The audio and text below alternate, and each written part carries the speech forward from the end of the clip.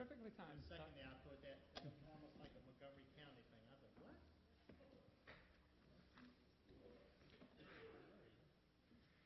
We were just waiting for you, Todd. Where's it?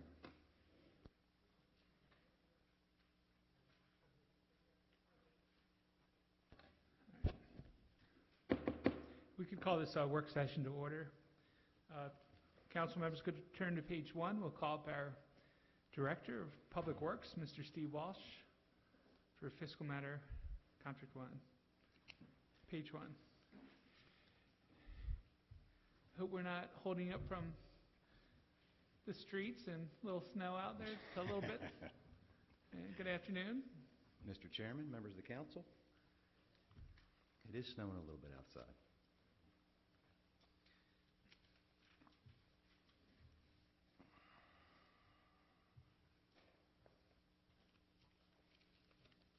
Page 1, fiscal matter 1,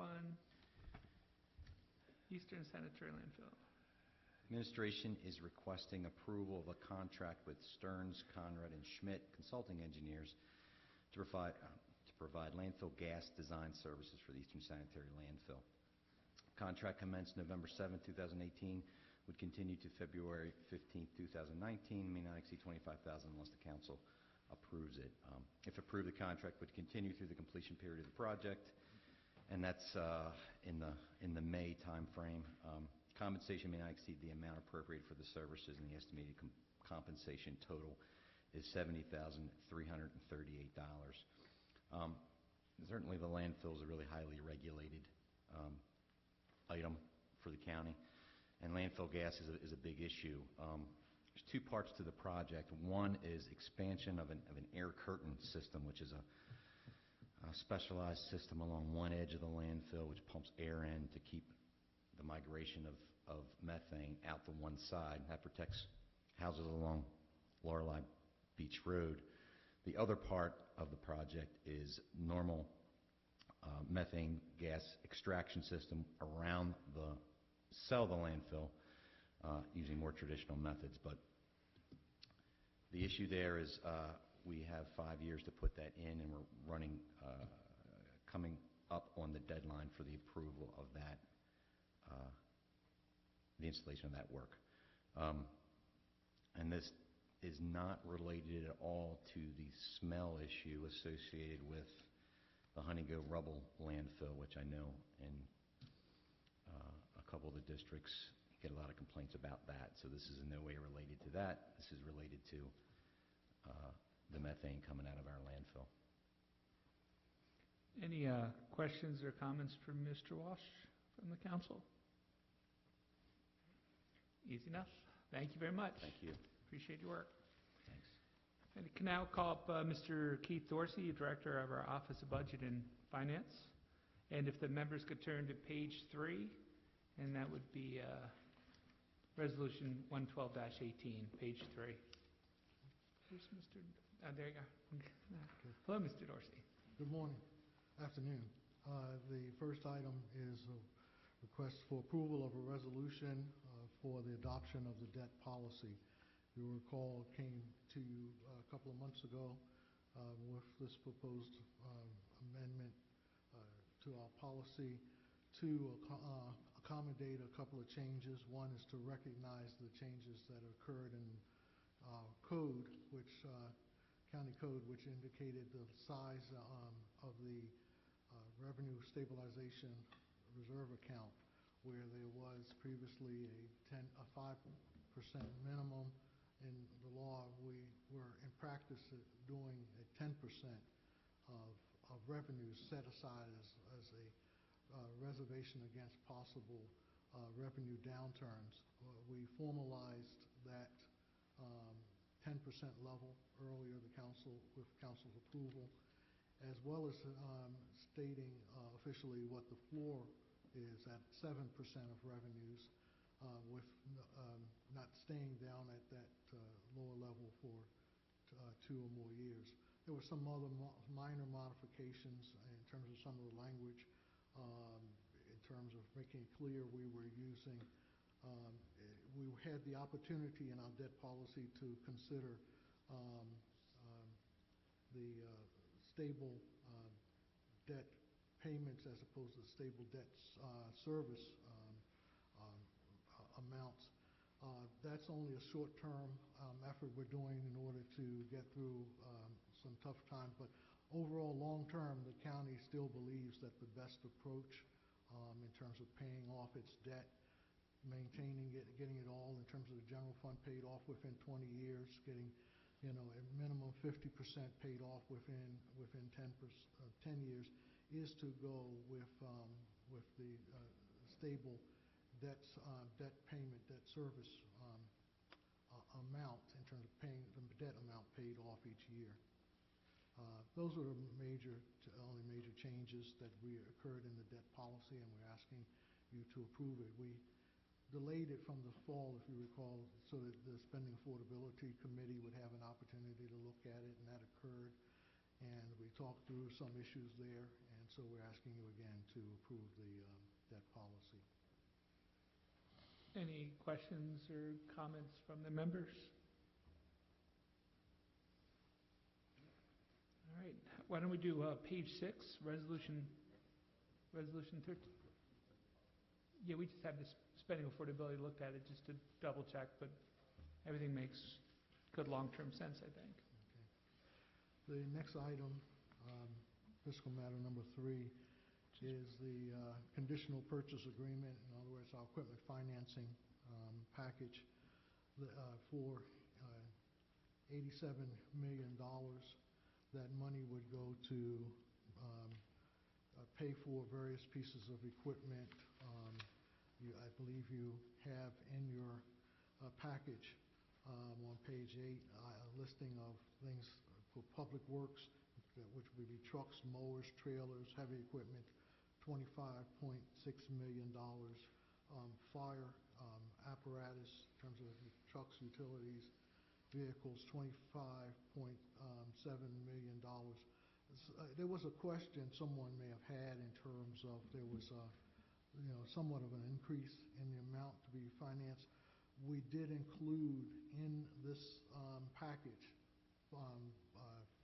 funds to be able to order the equipment for Trade Point Atlantic, in terms of there's going to be a need for additional medic unit and truck and other specialty vehicles down there, and so that is included in this portion for fire department. And you see the other amounts for OIT and the like, and then a portion that's related to the Metropolitan District. So those are the items that are there. We're asking for approval. We usually are doing these roughly every 2 years. Sometimes it ends up being stretched out a little bit more, depending on what's happening in the marketplace in terms of what you would get in returns. But this is the request that we have. And Mr. Dorsey, this debt is not a pledge of the full faith and credit of the county? Not in terms of this, but it does count in terms of against your debt limits. And their certificates of participation, they're repaid over 10 years? Okay. Any questions, or Councilman Crandall? Thanks, Mr. Chair. Mr. Dorsey, the auditor has provided some questions. I don't know if you have them there in front of you, but the original estimation at budget time was $71.5 million. The request now is 15.5 or so more. Is that driven by the equipment for Station 57, or there are additional toys that the county is getting, or the toys that we were getting just became more expensive since last year? Yes, yes, and yes. Is Station 57 the Sparrows Point station? Yes. Yeah, I mentioned earlier. Chief, is that right?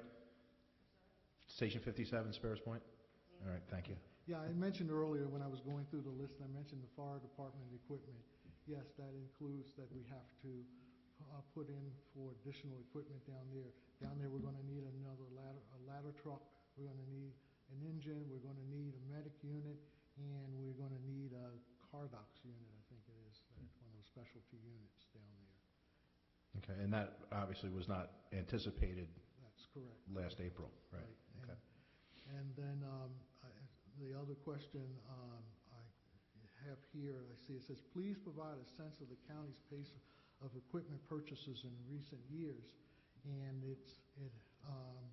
we have been, trying to go through and make sure that we, regularly go out at least once a year to the different departments that are heavy in terms of equipment, these large equipment, and asking them the status of the equipment and measuring out when they're going to likely be due for replacement, both in terms of time as well as condition. If we got lemons on our hands, we know they won't last the expected age of that. So we adjust for that.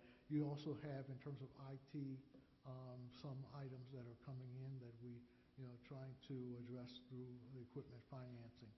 But this is sufficient funds to hopefully we'll get through 2 years, but we always leave a little bit left on the table just in case, because of the timing of what's going on in the market. We may not want to go out with the next package at a certain time of the year, so we always leave a little bit extra to be able to stretch out when we actually would go to the market to do this equipment financing. Any other questions or comments? Anybody else? All right, thank you. Thank you, Mr. Dorsey. And next, I'd like to call up each of the appointments coming up, and maybe we'll start with Rhoda Benjamin for Director for Office of Human Resources. And if you'd like to come on up and maybe say a little bit about your position, and then I'll open up for any questions or comments if the council has it. And good afternoon. Thank you for coming in. Thank you. So I guess the Office of Human Resources right now manages employment, records, human resources information system, classification and compensation, and training and development. So what we're looking to do is restructure in some areas to make us more futuristic. As far as employment is concerned, where do we post? Are we just posting on NeoGov, or are we posting on LinkedIn, Facebook? How can we attract and retain qualified candidates? As far as training is concerned, are we just doing virtual trainings? Can we do face-to-face trainings where we go to every department or every agency to making sure that we are training our current employees to better service the county? As far as employment record retention is concerned, do we have electronic filing system, or are we doing everything paper? So kind of strategizing, doing an assessment meeting with every department head, figuring out how we can partner with them as a division or as an agency, and how we can move forward and making sure the county is the employer of choice or best place to work. Thank you. Any questions or comments from the council? Yes. Councilman Jones? Good afternoon, Ms. Benjamin. Good afternoon. Can you tell us a little bit about yourself? Sure. So I have about 16 years plus HR experience. I started my career working in the banking industry as an HR assistant, worked my way to the HR director level. Before I got here, I worked for Montgomery County Teachers Federal Credit Union. I've worked for Home Depot. I've worked for ManorCare Health Services. I've worked for National Lutheran Home, which is a home health care agency. And before I got here, I worked for the city of Baltimore, where I was the HR business partner for the mayor's office. Then I was promoted to the chief of HR for housing and community development.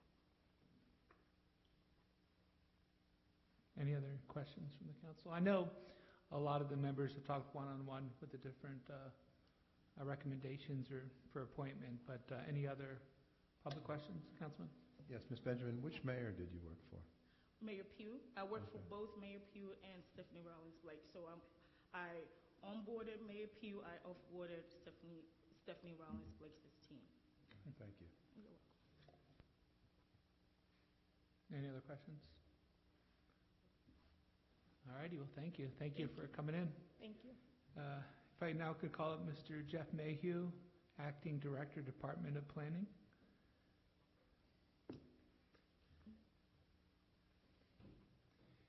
And good afternoon, Mr. Mayhew.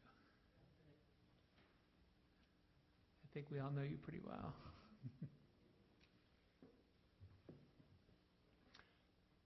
The floor is yours. Okay, thank you.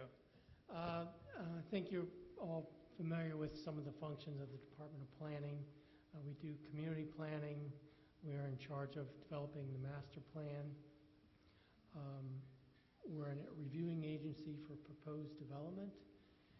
And we have our fingers in a lot of things that are associated with our boards and commissions. We have the Planning Board, the Design Review Panel, the Landmarks Preservation Commission, Commission on Disabilities, the Agricultural Preservation Board, and the Pedestrian and Bike Group.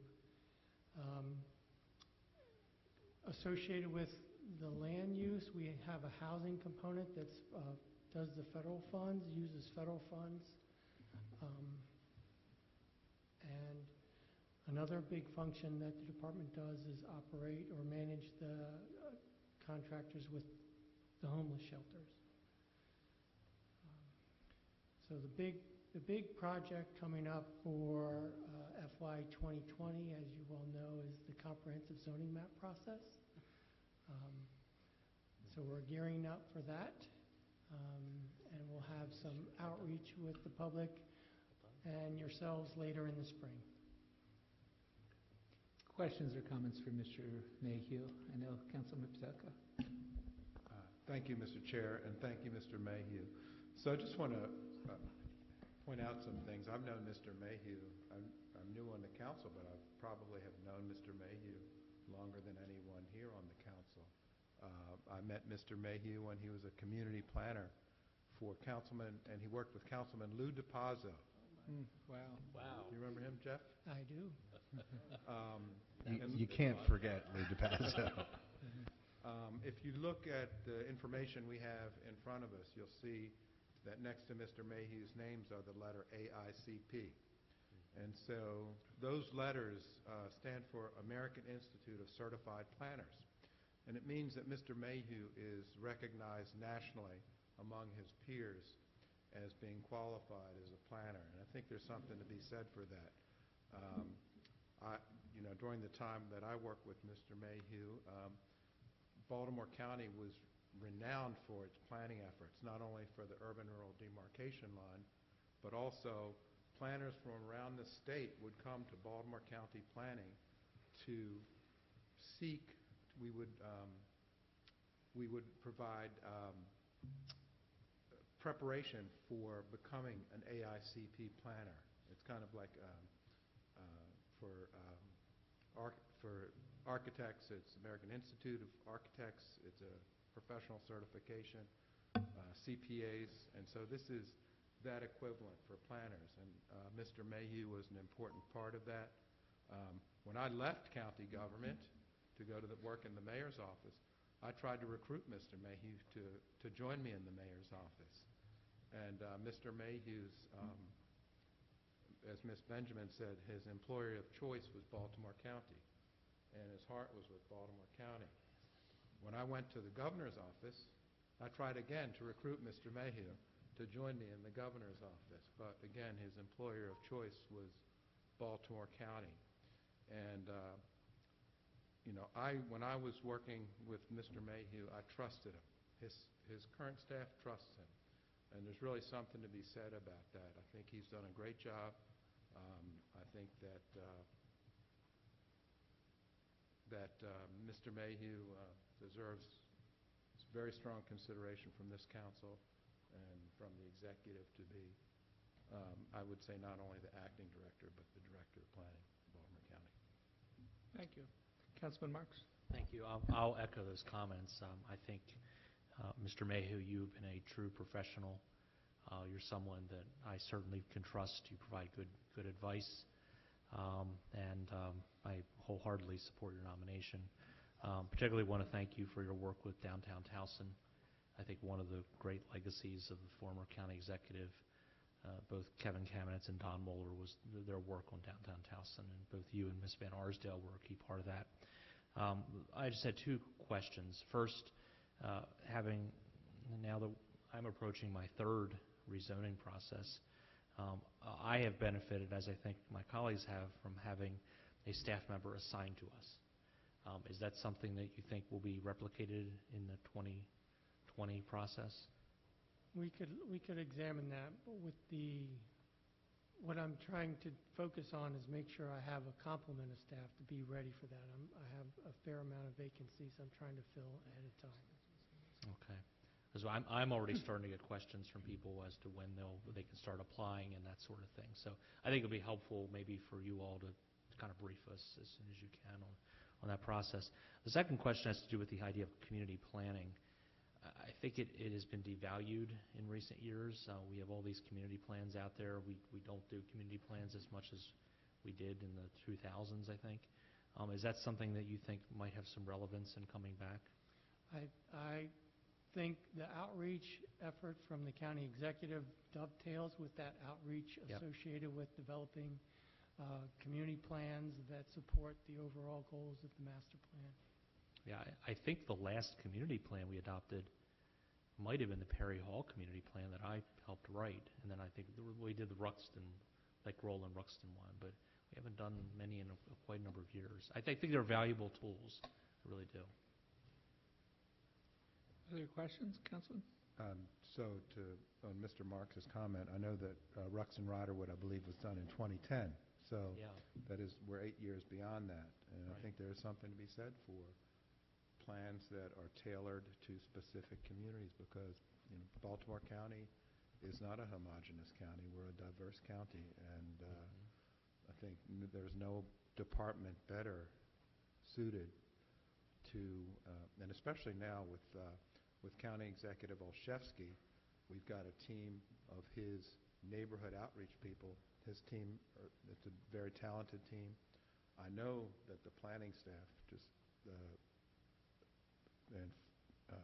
spirit of full disclosure, my profession is planning as well, and so I know many of the members of Mr. Mayhew's team. I think that combined with the team that County Executive Olszewski has brought on, the talent of my colleagues, I think there's no time like the present to start to look at community plans once again, and especially as we move towards the CZNP process. Other questions or comments? Councilman Jones? Yeah, Jeff, I just want to take this opportunity to first let Councilman Patoka know that you and I were together in elementary school. So is that right? We haven't. Is that right? Really? No, I just made that up. Okay. I was like, no, that's something, isn't it? I just made that Councilman Jones, you must. I know that Jeff went to elementary school in Germany. Is that true, Mr. Mayhew? Annapolis. Annapolis. I stand corrected. See there? See there? Far. What I said is not far-fetched after all. High school. Oh, high school in Germany. I stand corrected. I knew there was a connection. But all of that said, I certainly enjoyed working with you, and you certainly have my 150% support. You've always been responsive to me. You've always been, as Councilman Patoka said, a true professional. And I have nothing but the utmost respect for you. And you've always, like I said, done a good job by me. So good luck, sir. Thank you. Councilman Marks? The other thing I would mention is the importance, as Councilman Patoka mentioned, of relationships. And I think you have good relationships at the state level. One of the things I've been very heartened by with this new administration is the willingness to seek state resources. Discretionary grants from the Maryland Department of Transportation, cooperative efforts with the Maryland Department of Planning, those are important, and I think that interaction can really be a hallmark of your tenure as planning director. Thank you. Yeah, Mr. Mayhew, a couple questions. Dennis Wirtz, is he still with you, or did he retire? He's retired.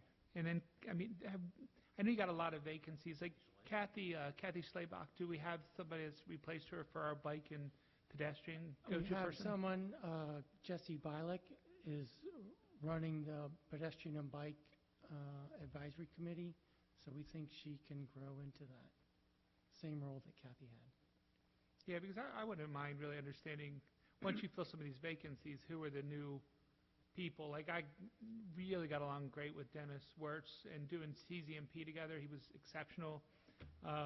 Kathy was always incredibly helpful, even though sometimes her hands were tied.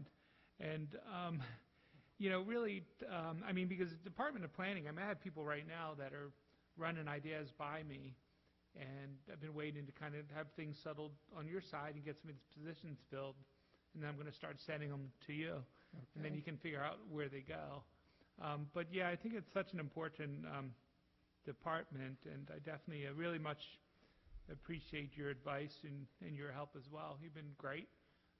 It's not always an easy position planning's put in, and so it's good to have your expertise and places we can really truly put different ideas and have you guys give us the real facts and the analysis on it. Any other questions for Mr. Mayhew? Everybody good? All righty. Well, thank you so much. Thank you very much. All right, and now if we could call up Acting Chief of the Good luck, Fire Jeff. Department, Jennifer Utz. Acting Chief Utz.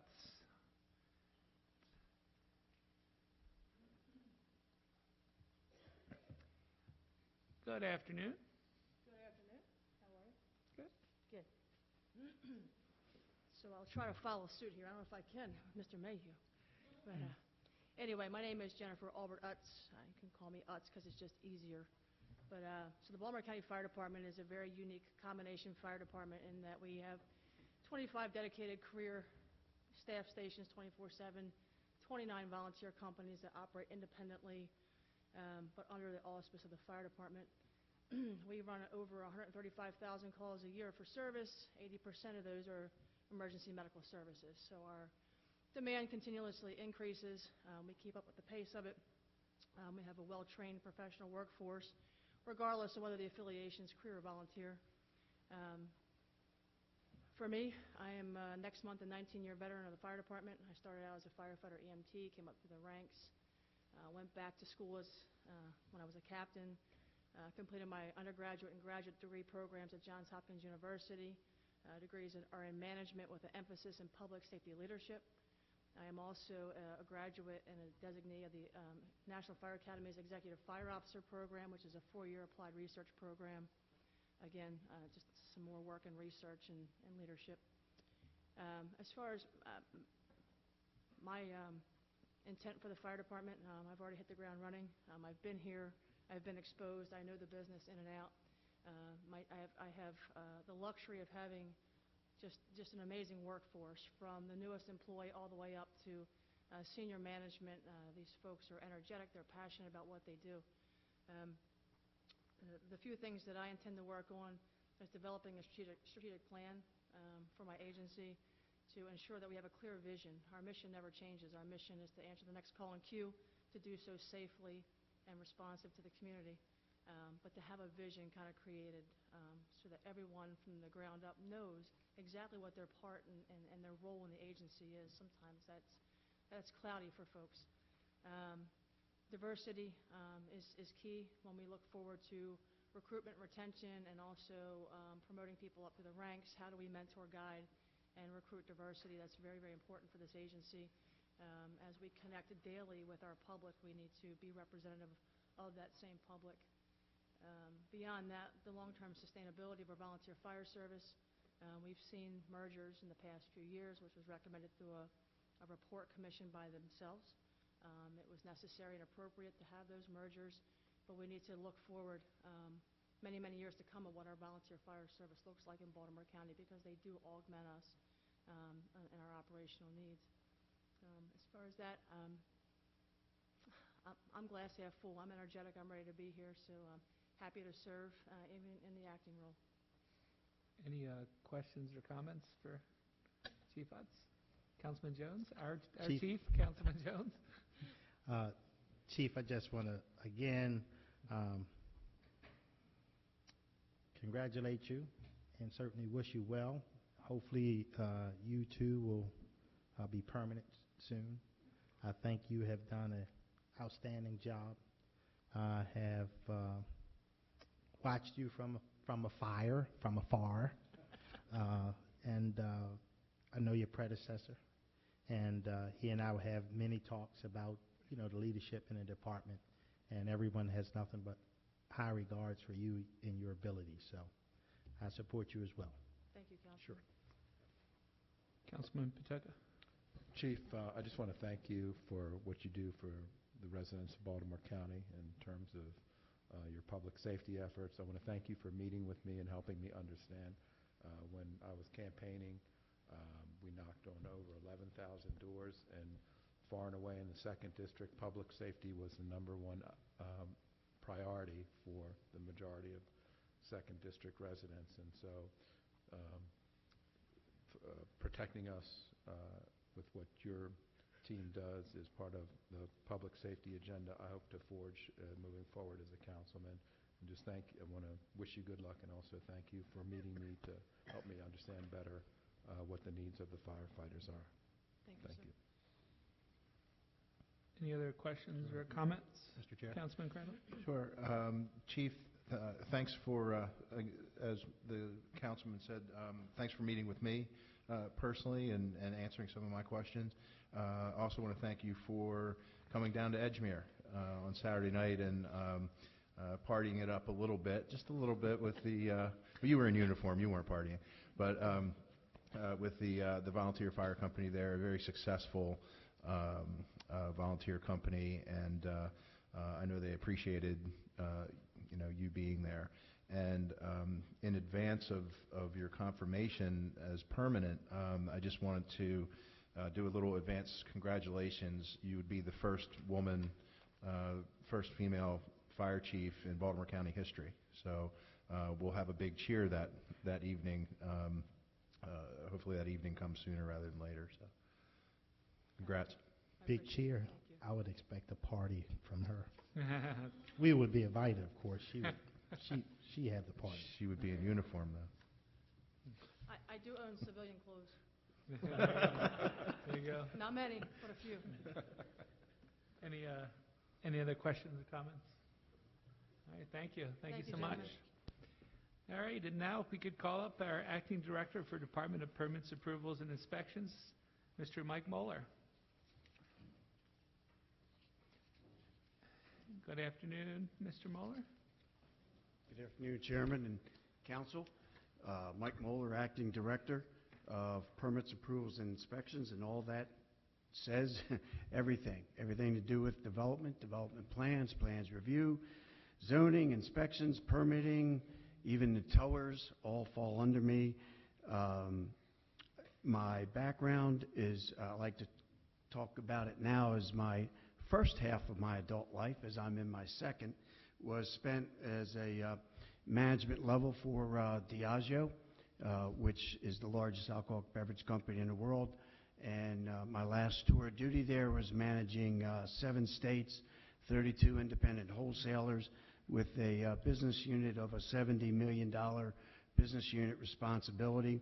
I then came to the county on the appeals board, which is an interesting 2.5 years spent there, and then was asked to come in permanently, head up the code enforcement department.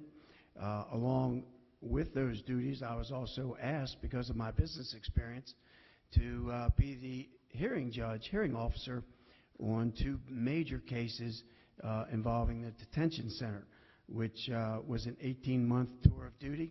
I enjoyed it thoroughly and thought that the decisions that we made were absolutely spot on, and actually was held up all the way to the Circuit Court of Appeals. I think that my business background, then I went to Kevin Kamenetz asked me to take over the liquor board while keeping the rental registration program, which when we started was 249 units. It's now over 26,000, and I'm very proud to say I believe it's one of the best in the country, because we get calls from all over the country asking us for all of our information and materials. I think I'm uniquely qualified for this position from my business background, as well as now the last 12 years being in the county government. I can tell you my charge, very simply, and I say it all the time to everyone under me, is that we're customer focused. And that says it all, is that we are to be customer focused every single day. And that's going to start with a complete, almost overhaul, getting our technology up to snuff. It was amazing in my first week. I love my predecessors. I will never, ever, ever, I think I've told each and every one of you individually, I love them to death, but there was an avoidance of technology. And my new best friend is Rob O'Connor, and I go begging, pleading every single day because we are truly in the dark ages and we got to get out of it. And that's going to help our customer focus as well. Also, my charge is to streamline our process from application to approval in our system. So I think, again, I'm uniquely qualified, and I hope I can get each and every one of your support, not only for acting but for permanent. Question, Councilman Jones? Well, Mr. Moeller, is no doubt about it. You have always been extremely responsive to me and all of my concerns as you work for the county with the rental registry as well as the liquor board. You've gone above and beyond. In some cases where I wasn't paying attention to things, you brought them to my attention because you knew that they would interest me. So you certainly have my support, 150%. Thank you, Councilman. Sure. Councilman Patoka?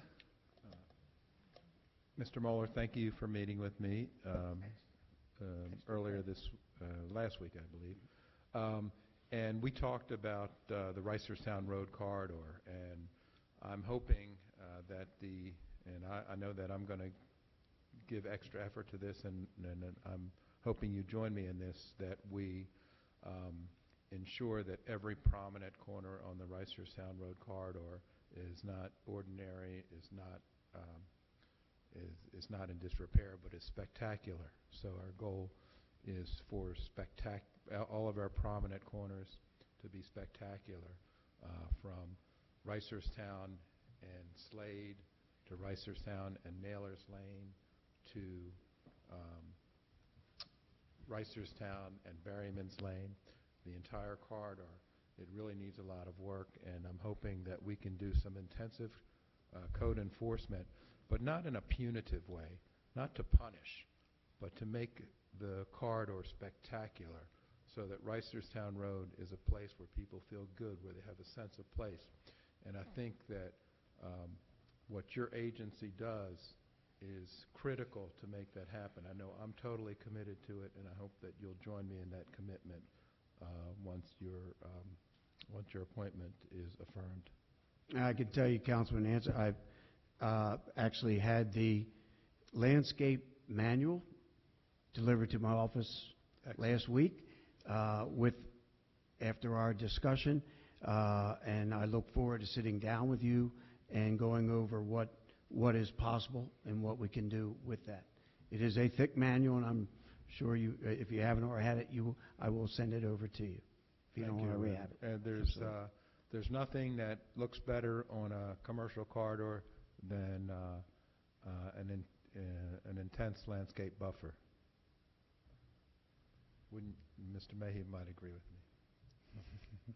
Thank you. Other questions or comments? Councilman Crandall. Sure. Thanks, Mr. Chair. Mike, thanks for coming in. I don't know if it was last week or the week before. I can't remember, but I thought we had a good discussion, although abbreviated due to my calendar. But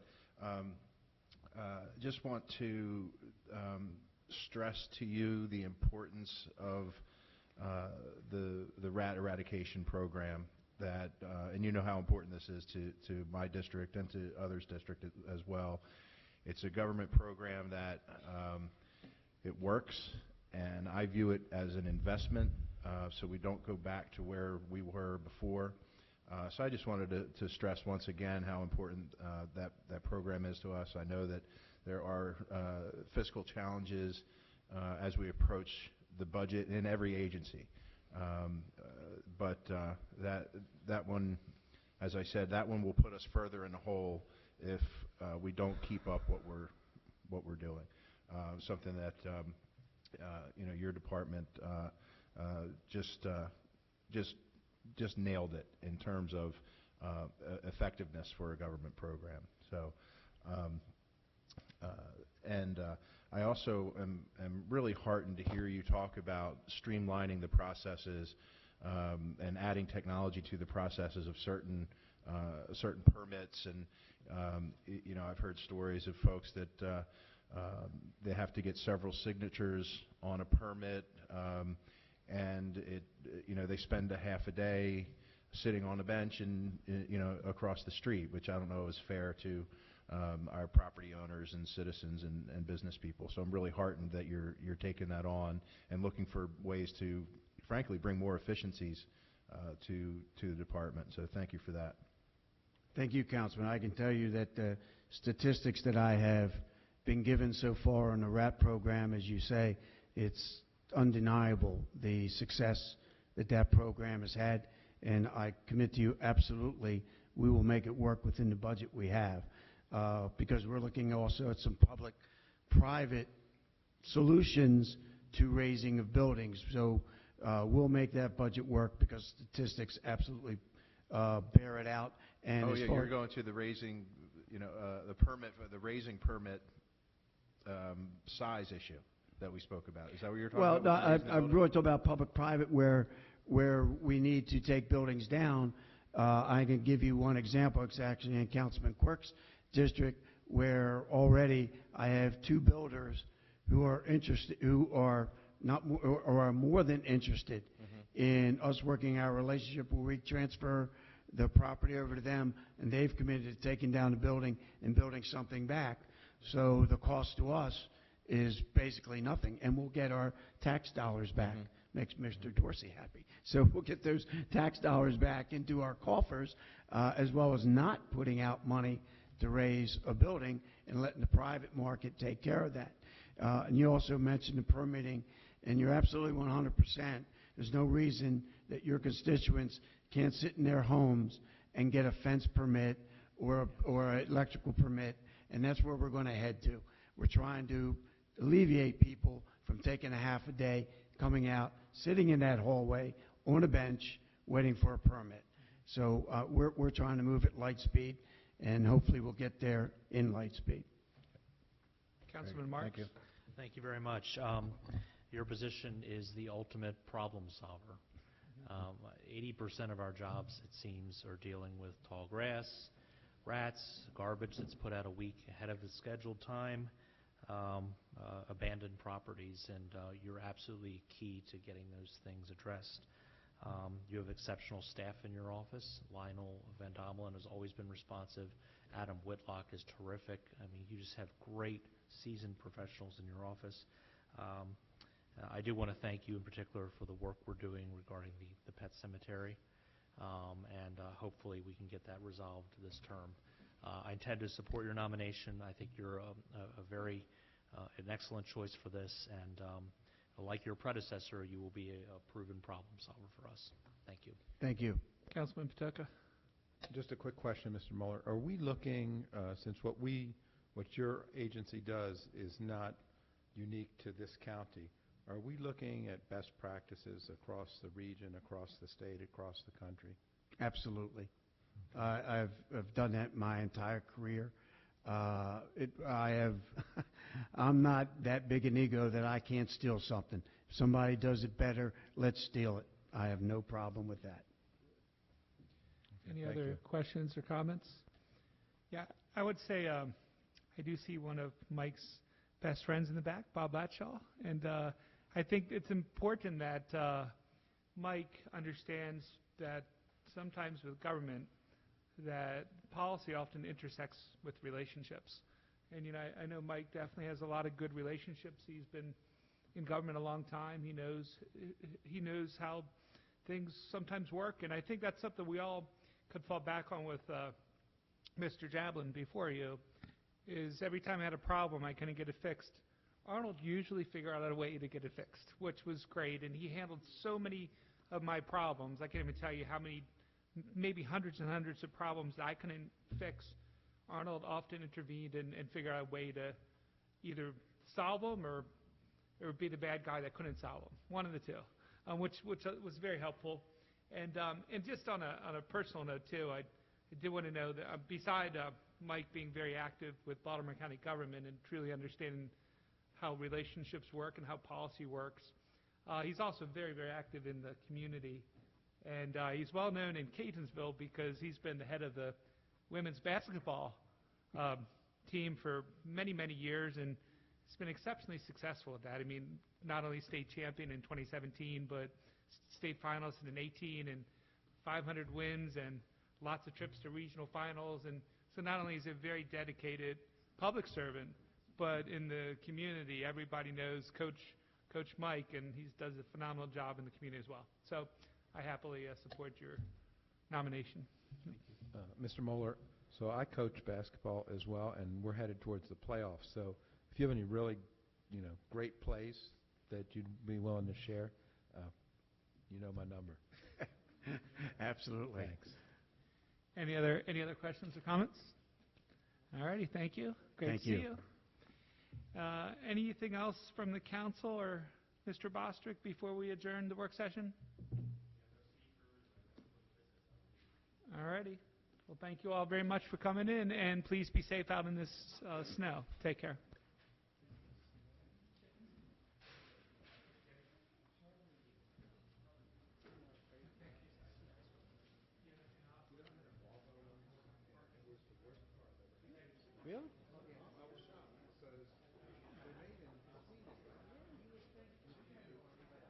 Really? Was it a front wheel drive or rear wheel drive?